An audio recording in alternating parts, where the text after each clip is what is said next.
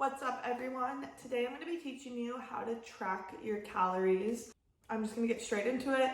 I use MyFitnessPal for me and my clients because it's really easy to use and the free version is super good. A lot of the other macro tracking applications are subscription based and the free version does everything you need pretty much. So that's why I use MyFitnessPal, and it's pretty much got every single food that you would buy in the store, and if it doesn't have that already in the system, then it's super easy to add it. So I just find it really user friendly.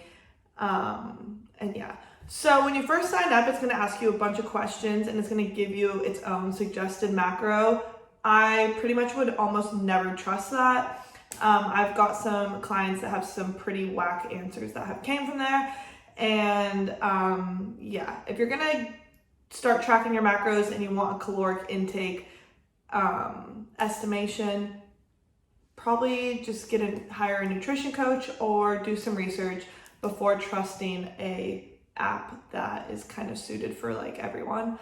But anyways, I'm gonna get right into it. The macros you're gonna see on here are not mine or anyone's. It was just randomly generated. So don't go and follow what I'm about to show you because it's not gonna be accurate for you.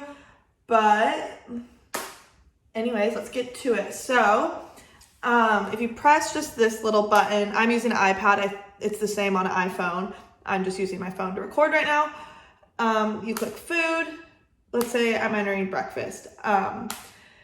I am gonna show you, I just had a quesadilla, so I'm just gonna show you what I would have inserted when I made that. So first off, I had 2 of these mini wraps. So what I'm gonna do is click scan barcode right there. And it's literally gonna take you to a camera where you can, let's see if I can do this, scan the barcode. There we go. And I had 2 of them because like one on top and one on bottom. So serving size, I would put 2, check mark.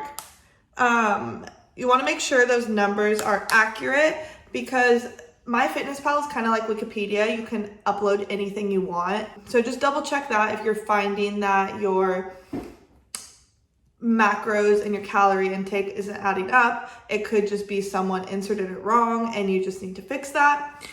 So I had 2 of them, click that, done. And it's uploaded with all of, whoops, that's the next day, all of the calories that are in that. The next, I added in some chicken breast, add food, scan barcode. Oh, I don't want to make a mess. Come on. There we go. And I only had 50 grams. So the serving size is 75 grams. You could do number of servings like 1/2, 1/8, blah, blah, blah. I don't really want to sit here and do a freaking math equation. So what I do instead is change the serving size. Instead of 75 grams, I put it at 1 gram. Every food will have the option to do that.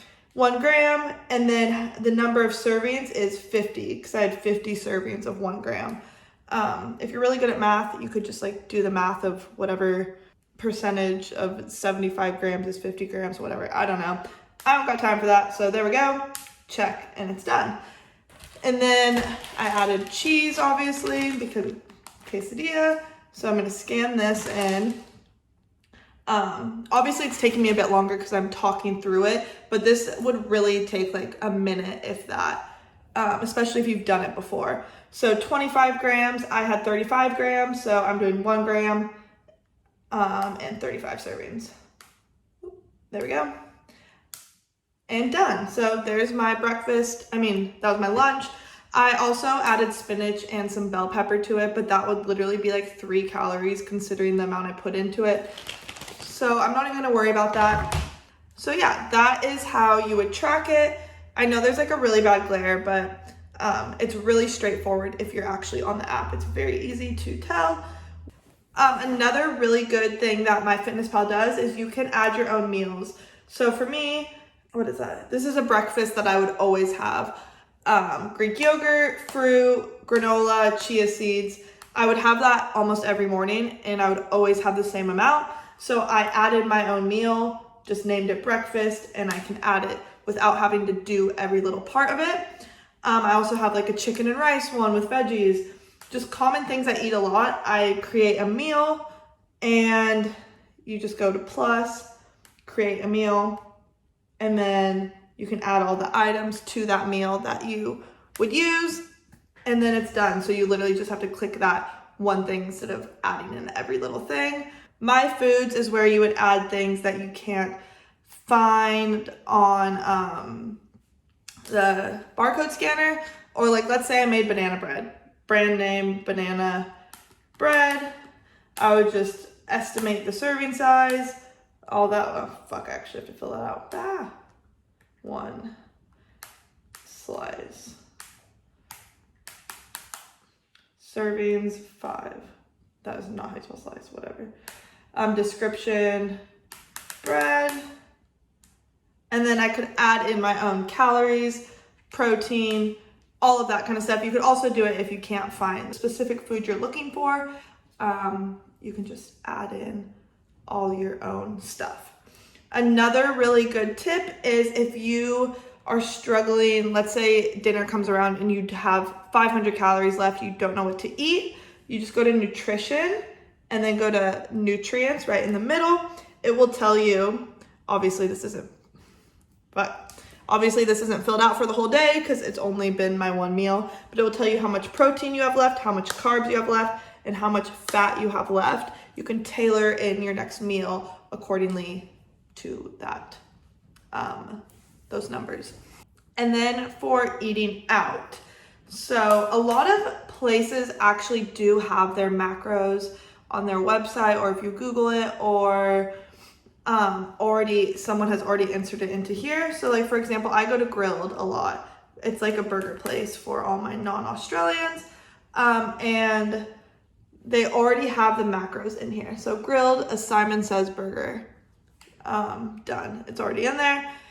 Obviously, it's not going to be 100% correct because nobody is back there weighing out every single little bit of your meal, but it's better than not tracking it at all.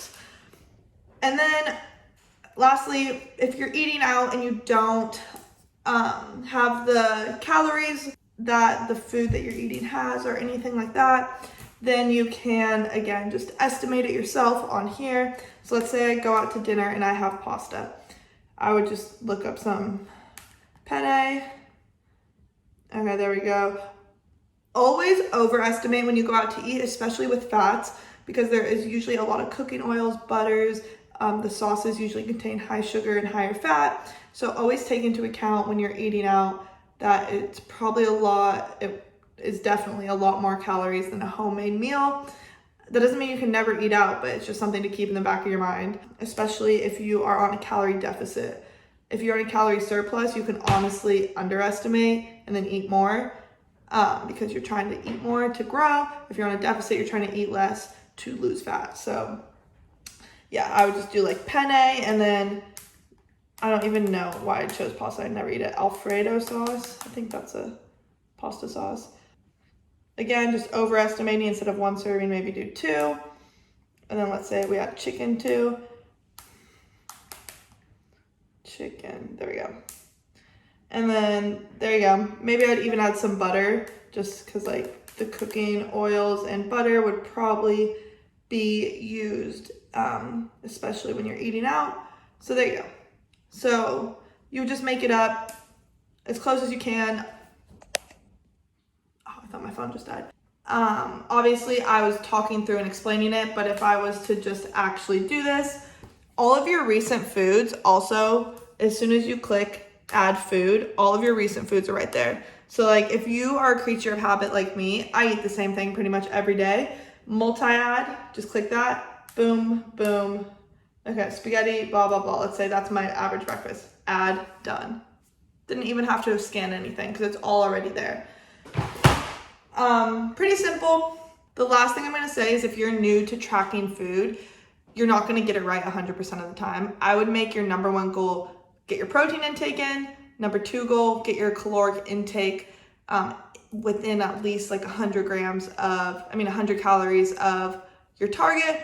And then carbs and fat can be your last goal, because it's honestly really easy to get your carbs and fat in for most people.